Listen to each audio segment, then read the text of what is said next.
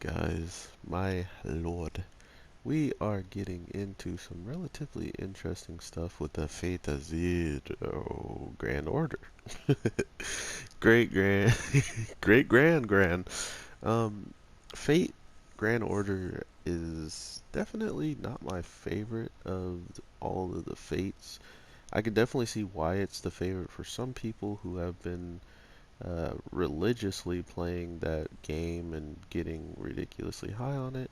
I was never one of those people who really paid attention to the Fate story through the app game. So if you were someone watching the cutscenes and enjoying you some characters like being goofy on there and stuff like that, you probably got it in this show in some way, shape, or form, which is really cool to think about.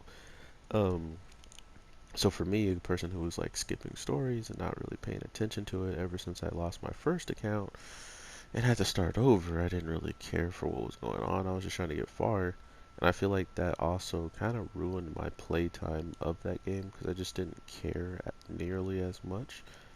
But with this show going the way it is and having all of these twists and turns in the grand scheme of making stuff much harder on the heroes and much more like of a suffering type of deal, then really just allowing them to overall win, smile, go home, and call it a day. That is not really the cause and effect of these moments or these stories, I can say. Most Fate shows never end the way the classic ways of ending, like, oh, Goku has a giant spirit bomb. Goku throws the spirit bomb at the enemy. This enemy tries to stop the spirit bomb. This enemy loses to the spirit. It wasn't something as simple as that, which they were pretty much making it out to be. Um, our our ultimate archer goddess brings out an entire planet, pretty much that is just her soul almost. It looked like it looked like straight up a different world that she just snatched and turned it into energy which was combined with her soul and all of her power and our character's power to then shoot straight out and obliterate this basic form of the mother of creation. But of course, all good things must come to an end.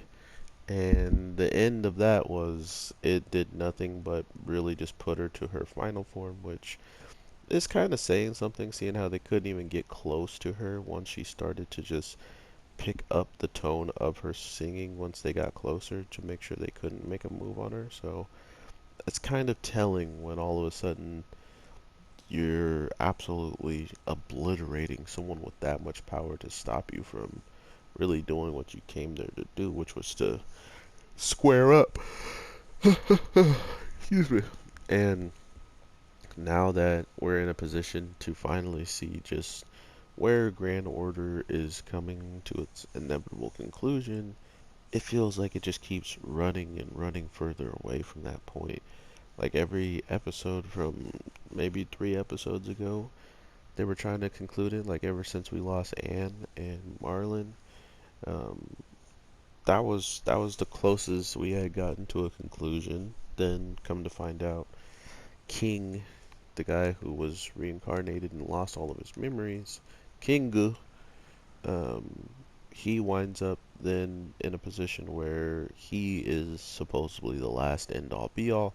Then we see him get stabbed in the back, Holy Grail ripped out of him and taken to the Mother of Creation, thus making another end all be all.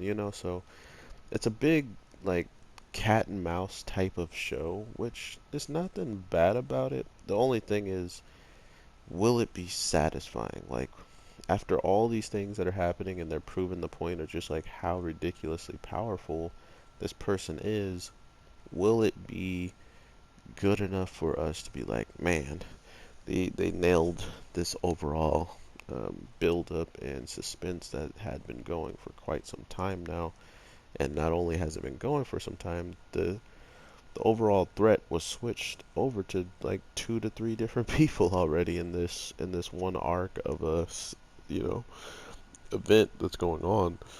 So I'm just looking forward to what people either A, actually like about it, or B, um, if they don't care for it at all. Because at this point in time, I feel like everything we've gotten with this show has been relatively nice. I wouldn't say I've hated anything besides maybe the fact that Gigamesh doesn't do much at all throughout the whole entire series. Like throughout every episode we've seen so far, he has not been needed very much in the grand scheme of he's playing the role of a typical leader, right?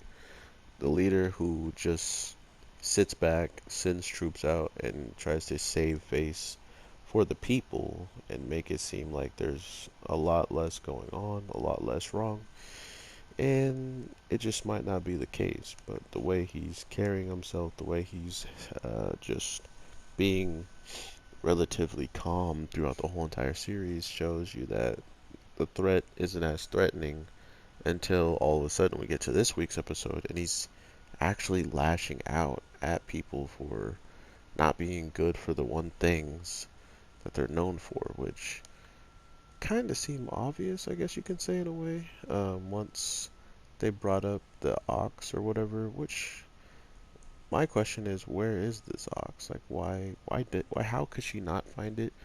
And it sounded like one of those Deus Ex Machinas that are just gonna show up, right? Like Gilgamesh almost felt relief to know that that thing existed or that she could have possession of it.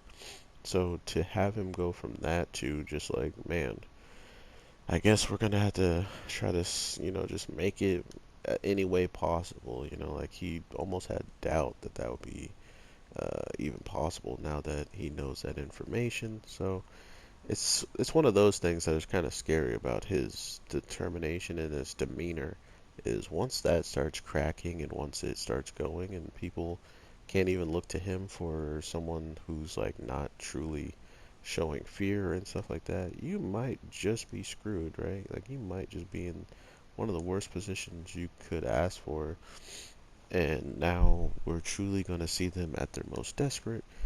The one person I thought I was gonna see more of was a Jaguar warrior, but I guess after this stuff is like kicking off the way it is, there's not really too much for her to do.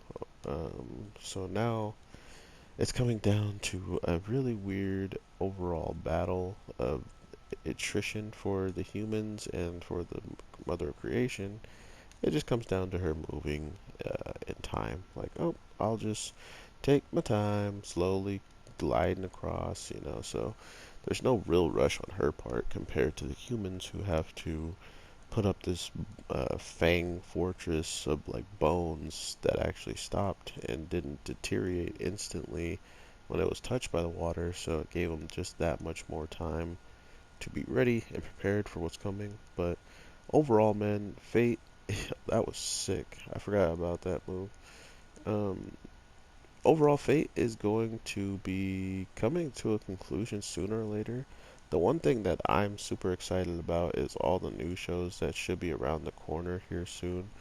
I may have a surprise for you guys that I haven't dropped on the channel yet, and it might just be coming with all of these shows today, just in the mix of stuff. So I hope you enjoy it, or if you guys are even watching it, I hope you enjoy my review on it. But with all that being said, and I'm looking very much forward to seeing what my boy Gigamesh is gonna try to pull at the end of the day.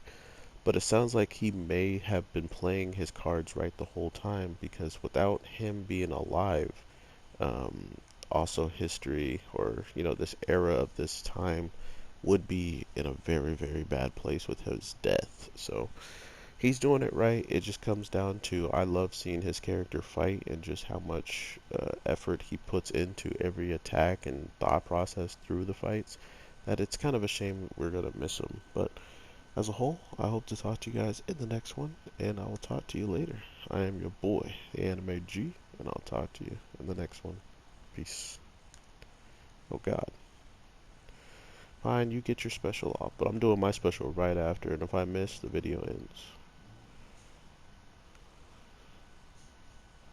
Oh, you ended the video. On your death. No. Oh my god, he's going for a special again. I'm dead. He's only going for special.